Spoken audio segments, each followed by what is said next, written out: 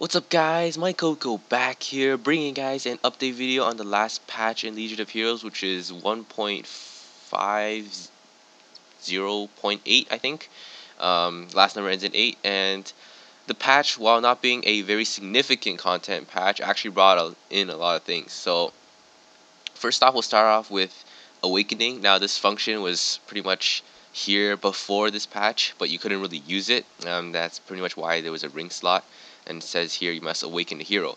So you go to Astrologer Luria, and then you can awaken your hero. And basically what this does is that when you pick a hero, let's say I want to pick Nicki, um, what this does is when you awaken a hero, you decrease one of your stats to increase one of them. So basically you're removing one stat and you're increasing another stat from the amount you decreased. So let's say here we have strength, agility, and int.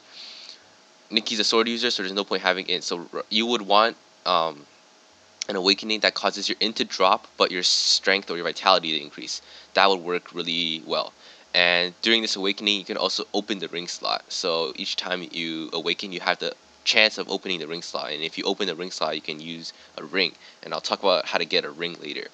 But each time you awaken it could close your ring. So if you have a ring slot already open and you decide, oh, I don't like the stats, and you want to reawaken the hero, you'll have to, it might close the ring slot depending on whether or not the next awakening will open it. So be careful. If you want your ring slot to stay open, just don't awaken your hero again. You can only awaken a hero 100 times. After that you need to reset using hearts, and I believe it's like 30. And the first awakening is always free for all heroes, I think, because that's why I just like awaken 1 times. And they didn't mention this in the patch, but I believe that if you awaken a hero or if you attempt an awakening, you will lose the ability to trade that hero in the future. So I would recommend only awakening heroes that you really want to use and heroes that you want to keep for alchemy or legendary, as those will be coming soon. And it kind of makes sense because there's no point in awakening a hero you're not going to use. So we'll try and awaken Nicki and see what happens. So here we lost agility and we increased vitality, which is okay.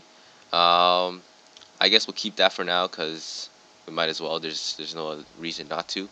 Um, she does lack HP anyway, so that's pretty much it. You can do this again for your other heroes. You can awaken, but save some time, try to make stuff concise.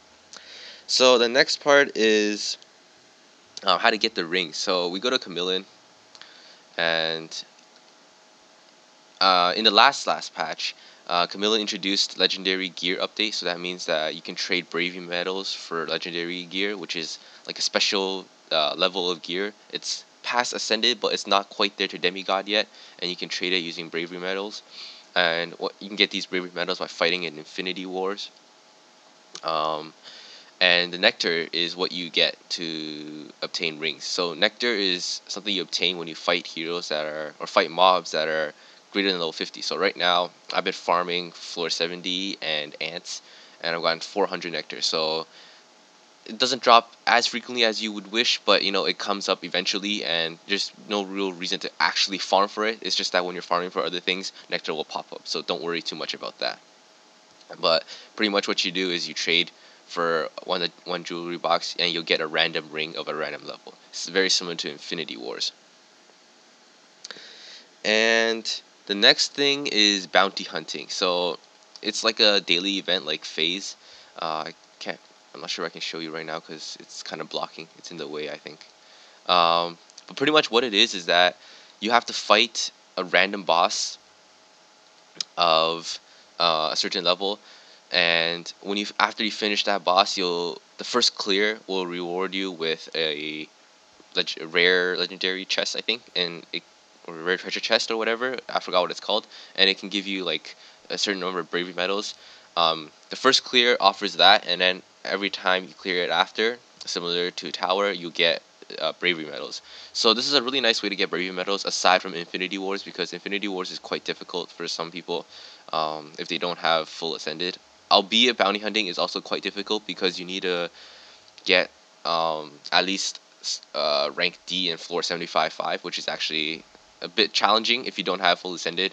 I'll probably have a tutorial on how to do that. I managed to get through with like pretty much just tanks and main with ascended, and they're not even like full ascended. Like they have some judge still. So yeah, I'll have like maybe a little tutorial or something similar to that.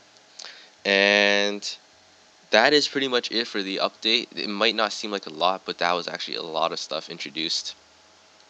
The awakening feature in the ring slot is quite significant, and the bounty hunting ability or the bounty hunting mission is really nice. Offers a really great way to get rare treasure chests. I fought a kid yesterday, and got 2 chests for first clear, so that was pretty nice. And he wasn't that difficult. I think 75-5 will be the most challenging part in obtaining or getting to bounty hunting. So that's probably what you want to aim for right now. And following last time's update, I did not mention this. We have Infinity Wars, and I've been talking about it a lot of time, but I haven't actually talked about it. So it's very similar to Hero Wars. I don't want to drag this on for too long, but it's pretty much exact same as Hero Wars. Formation, defense, offense, strategies, almost exact same. Instead, you're fighting each other for ranks, similar to Kali, instead of fighting for gold. So what this means is that you won't have to worry about losing gold in selling and trading or selling equipment to the NPC or whatever.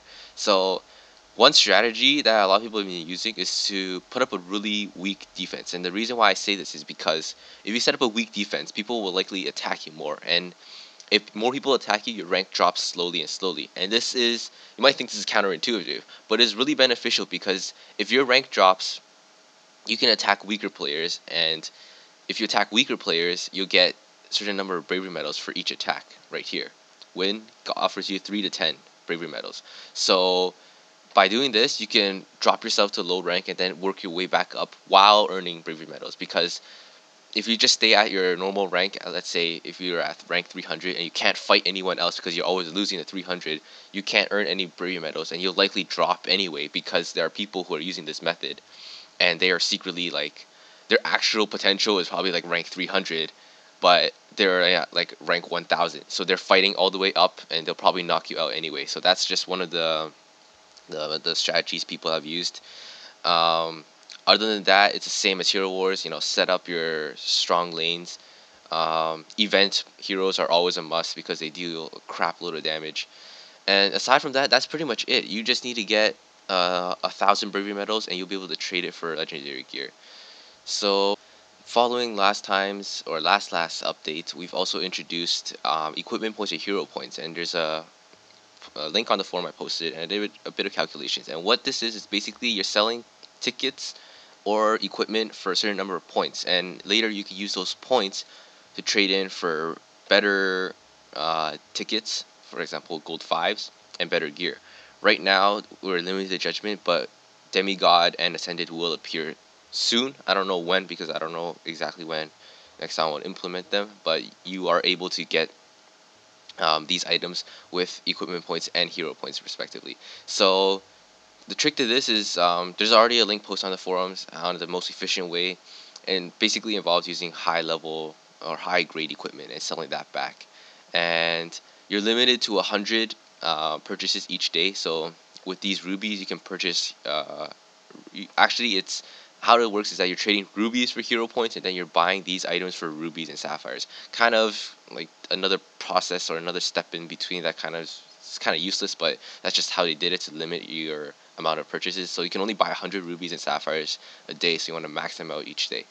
And yeah, that's pretty much it for this update, guys. Peace.